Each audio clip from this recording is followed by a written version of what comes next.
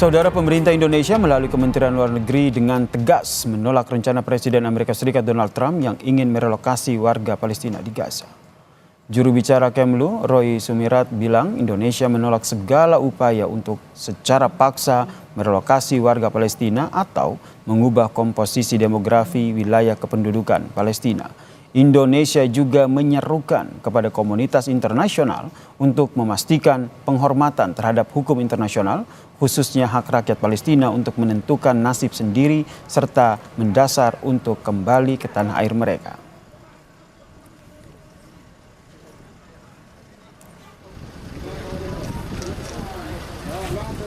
Posisi Indonesia terkait isu Gaza sangat jelas. Indonesia dengan tegas menolak segala upaya untuk secara paksa merelokasi warga Palestina atau kegiatan apapun untuk mengubah komposisi demografis wilayah pendudukan Palestina. Indonesia berkeyakinan, dan saya yakin ini bukan hanya Indonesia saja, tapi di-share oleh seluruh masyarakat internasional, bahwa tindakan semacam itu akan menghambat upaya untuk mewujudkan negara Palestina yang merdeka dan berdaulat. Saat menerima Perdana Menteri Israel di Gedung Putih, Presiden Amerika Serikat Donald Trump membuat pengumuman yang mengejutkan. The U.S. will take over the Gaza Strip. And we will do a job with it too. Trump melangkah lebih jauh dari usulan sebelumnya untuk merelokasi warga Gaza ke negara tetangga Yordania dan Mesir. Dia ingin mengembangkan daerah itu menjadi apa yang disebutnya Riviera Timur Tengah, mengacu pada nama destinasi wisata pantai mewah. Pernyataan Trump disambut pujian dari Benjamin Netanyahu yang menjadi pemimpin asing pertama yang diterima di Gedung Putih dalam pemerintahan kedua Trump. Reaksi positif juga datang dari rekan koalisi ekstrim kanan Netanyahu di Israel. התוכנית שהציג אתמול הנשיא טראמפ היא התשובה האמיתית ל-7 לאוקטובר. מי שביצע את הטבח הנורא ביותר על האדמה שלנו, ימצא את עצמו מאבד את האדמה שלו לתמיד. Tapi proposal yang sama mengundang kecaman otoritas Palestina maupun warga Gaza. لكن أنا ابن غزة، أبويا ابن غزة، زيد أبويا ابن غزة، إحنا من الأساس أولاد غزة، أولاد البلد. Indonesia juga dengan tegas menolak segala upaya untuk menggusur paksa warga Palestina. Donald Trump tidak memberi rincian tentang bagaimana ia berencana untuk menguasai Gaza, area yang porak-poranda akibat perang selama 15 bulan. Ia juga tidak mengesampingkan kemungkinan mengirim pasukan Amerika ke sana. Proposal menguasai Gaza mengejutkan analis. Very surprising, unexpected, but it rhymes with a lot of President Trump's activities since he took office. And there is an analogy in the way that he treats issues like the Panama Canal, Greenland, and Gaza. Analis juga mempertanyakan wacana mengirim pasukan Amerika Serikat ke Gaza. It's not clear how a president that promised to finish wars and to withdraw American troops from war zones around the world is now suggesting to open a new one. The American experience in Lebanon comes to mind. Amerika bersama sejumlah sekutu Eropa mengirim pasukan ke Lebanon pada 1982 yang akhirnya ditarik pada 1984 setelah memburuknya perang saudara Lebanon dan aksi teror akhir 1983 yang menewaskan tentara Amerika Serikat dan Prancis. Ribuan pasukan Amerika Serikat kini sudah ditempatkan di Timur Tengah, terutama dengan misi kontra terorisme dan pemantauan keamanan perdagangan internasional lewat laut. Namun dalam jumpa pers Rabu siang, juru bicara Gedung Putih Caroline Leavitt menegaskan Presiden Trump belum berkomitmen untuk mengirimkan pasukan Amerika ke kawasan Timur Tengah. Dari Washington DC, Yuni Salim dan tim VOA. Sementara itu, saudara, protes disuarakan penduduk Gaza di kamp pengungsian Jabalia. Di tengah situasi menderita, warga menolak usulan Presiden Trump untuk menempatkan penduduk Gaza pengungsian secara permanen dan membiarkan Amerika Serikat mengambil kepemilikan dalam membangun Gaza.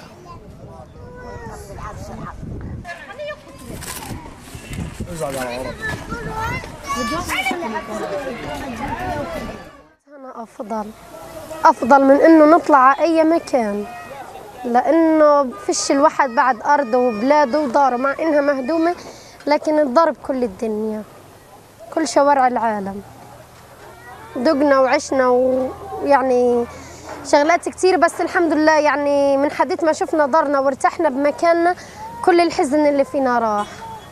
حسينا بأمان، حسينا يعني إنه عن جد إحنا رجال. Saudara, pemerintah Indonesia melalui Kementerian Luar Negeri dengan tegas menolak rencana Presiden Amerika Serikat Donald Trump yang ingin merelokasi warga Palestina di Gaza. Kita bahas bersama dengan sejumlah narasumber yang telah bergabung bersama kami di Kompas Petang. Ada pengamat Timur Tengah dari Universitas Indonesia, Yon Mahmudi, dan juga bergabung dari Gaza Utara, Ketua Presidium Mercy, Mas Hadiki Habib. Assalamualaikum, Mas Hadiki. Selamat sore, Mas Yon. Selamat sore. Ya, Mas Hadiki, jelas ya mendengar suara saya ini ya? Ya, kedengaran nih. Ya, Mas Hadiki ini posisinya sedang ada di daerah Gaza, betul. Kemudian kondisi di sana seperti apa, terlebih pasca adanya rencana dari Donald Trump yang ingin merelokasi warga Gaza?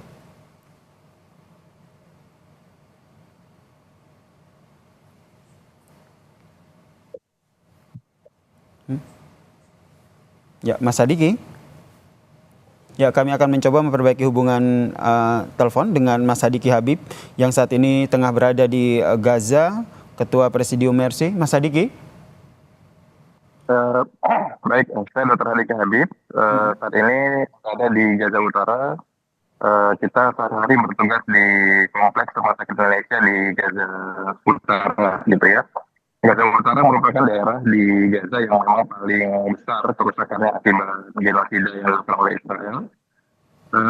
Satu hal yang kami perlu garis bawahi di sini adalah masyarakat Gaza itu sangat siap untuk memulai kembali sistem kehidupannya, gitu ya. Baik itu sistem sosial, sistem pemerintahan, sistem politik, itu maupun sistem pelayanan kesehatan, gitu ya. Jadi memang secara infrastruktur itu perlu energi yang besar untuk memperbaiki kerusakan yang ada, tapi secara sistem itu sebenarnya sangat memungkinkan untuk segera direaktivasi, gitu ya. Demikian dari saya. Oke, berarti Mas Habib, di sana memang warga, terutama pengungsi yang ada di Gaza juga lantang menyuarakan penolakan terhadap rencana Trump ini ya?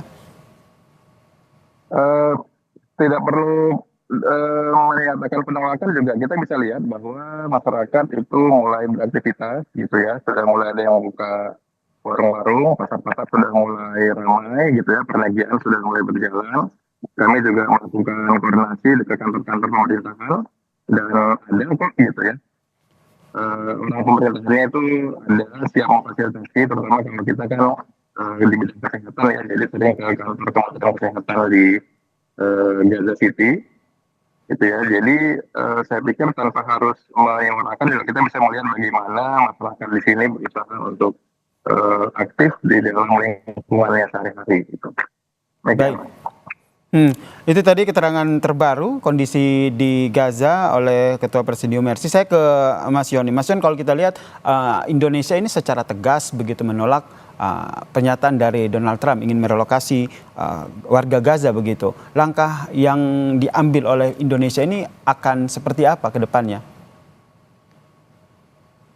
Ya, saya kira langkah yang tepat ya bagi Indonesia untuk menolak ya, rencana relokasi rakyat Palestina yang ada di Gaza, karena ini kan sangat bertentangan ya dengan tujuan diplomasi Indonesia berkaitan solusi two state solution ya, dua negara yang harus merdeka. Karena dengan ini artinya bahwa dengan pemindahan relokasi maka pertama tidak ada jaminan bahwa mereka yang dipindahkan direlokasi meninggalkan Gaza itu bisa kembali lagi ya. Kemudian kedua, kalau itu dilakukan berarti upaya untuk menuju two state solution akan semakin jauh, karena dukungan dari Amerika nampaknya sejalan ya dengan rencana Israel untuk menjadikan wilayah itu sebagai wilayah Israel. Dan ya jadi yang kaitannya dengan ethnic cleansing ya, jadi pembersihan wilayah itu dari bangsa Palestina. Kalau itu yang terjadi maka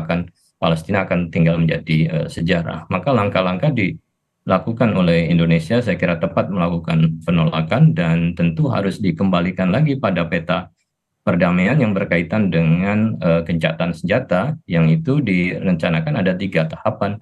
Nah, itu yang harus kemudian diamati dan bisa dilaksanakan hingga kemudian yang terjadi adalah tentara Israel menarik diri dari Gaza, bukan sebaliknya rakyat Gaza dipindahkan dari wilayah tanah mereka.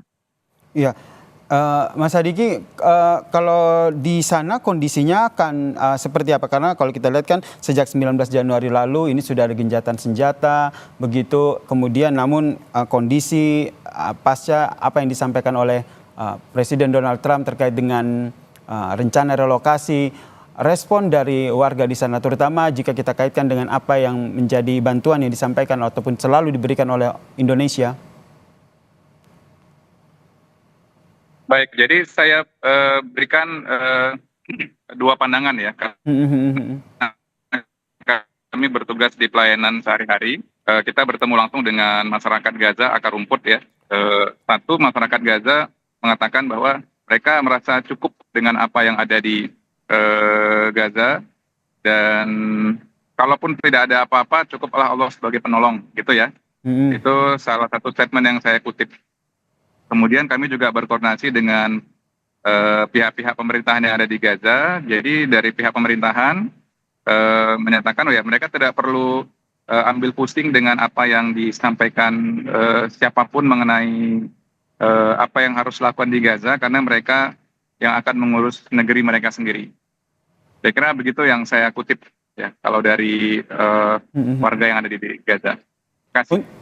Untuk bantuan yang pasca gencatan senjata ini, bantuan dan juga bantuan dari Indonesia ini tetap terus berjalan dengan baik ya ke sana ya? Ya, alhamdulillah untuk bantuan ini sudah mulai terbuka masuk baik dari Indonesia maupun dari negara-negara lain gitu ya, bahkan sampai ke utara. Baik itu bantuan logistik, tenaga kesehatan, kemudian makanan, serta material-material gitu ya. Akan tetapi jumlah yang masuk itu memang masih sangat sedikit dibandingkan dengan kebutuhan yang ada gitu. Menurut saya kalau akses logistik ini dibuka dengan luas, kemungkinan untuk build back better atau membangun kembali infrastruktur di Gaza juga akan sangat memungkinkan. Jadi sebenarnya keterbatasan yang ada di dalam Gaza itu sendiri memang dirancang ya by design gitu, karena ya jalur masuk logistiknya dibatasin gitu. Kita sudah pernah mengalami kerusakan besar kok di Indonesia ya ketika tsunami Aceh, dengan kondisi yang kurang lebih mirip gitu ya, hancur semuanya gitu. Tapi dengan logistik yang baik tentu dan bantuan kerjasama dari berbagai lembaga ini bisa kembalikan seperti kota Aceh yang sekarang gitu ya. Dengan adanya rencana Trump yang akan ingin merelokasi, apakah sudah ada perubahan di sana? Mungkin ada peningkatan ataupun penghentian distribusi untuk masuk ke Gaza? Baik, saya ke Mas Yon. Mas Yon, kalau kita lihat yang disuarakan oleh Indonesia tentu harus ada langkah konkret begitu. Tapi yang Anda lihat, apa yang harus dilakukan oleh, apa yang akan membuat akhirnya Donald Trump ini tidak akan mengambil, merealisasikan rencananya tersebut? Apakah kebijakan ini juga akan berpengaruh terhadap negara-negara, terutama di daerah-daerah Teluk? Ya tentu Indonesia harus fokus ya pada tadi itu tahapan yang berkaitan dengan 3 ya tahapan itu, dan itu harus dikawal, dan tentu Indonesia merespon apa yang sudah disampaikan oleh Donald Trump, tapi karena itu baru wacana ya hendaknya tidak terlalu fokus kepada ide atau gagasan dari Donald Trump. Tapi sekarang yang harus dikawal bagi Indonesia adalah memastikan bahwa Israel mematuhi ya berkaitan dengan rencana-rencana gencatan senjata hingga kemudian wilayah Gaza itu ya dijadikan wilayah yang bebas dari pendudukan, karena masalah dan isu yang paling penting itu adalah pendudukan ya, penjajahan Israel atas Gaza, bukan sebaliknya justru rakyat Gaza yang harus meninggalkan wilayah mereka, tapi Israel lah yang harus meninggalkan wilayah itu, dan Amerika tidak ada urusan untuk melakukan take over ya, menguasai wilayah Gaza. Negara-negara Arab tetangga, negara-negara kaya dari negara Teluk ya, ada Arab Saudi, Kuwait, Qatar ya, Uni Emirat, tentu kan juga ya diminta untuk membantu melakukan rekonstruksi. Nah, dalam hal ini kan Amerika dan Israel tidak mau mengeluarkan biaya sendiri, tapi meminta negara-negara kaya itu. Tapi negara-negara kaya pasti punya prinsip bahwa selama Israel masih bercokol di Gaza atau Amerika mengambil alih wilayah Gaza, mereka tidak akan mau membantu untuk melakukan rekonstruksi karena biaya rekonstruksi itu dibebankan ya pada negara Arab. Saya kira ya langkah kita harus lebih mendekat ya pada negara-negara Arab untuk memperjuangkan kebebasan rakyat Palestina. Baik, terima kasih pengamat Timur Tengah dari Universitas Indonesia, Mas Yon Mahmudi, dan juga ada Ketua Presidium Mercy, Mas Hadiki Habib telah bergabung bersama kami di Kompas Petang. Salam sehat semuanya.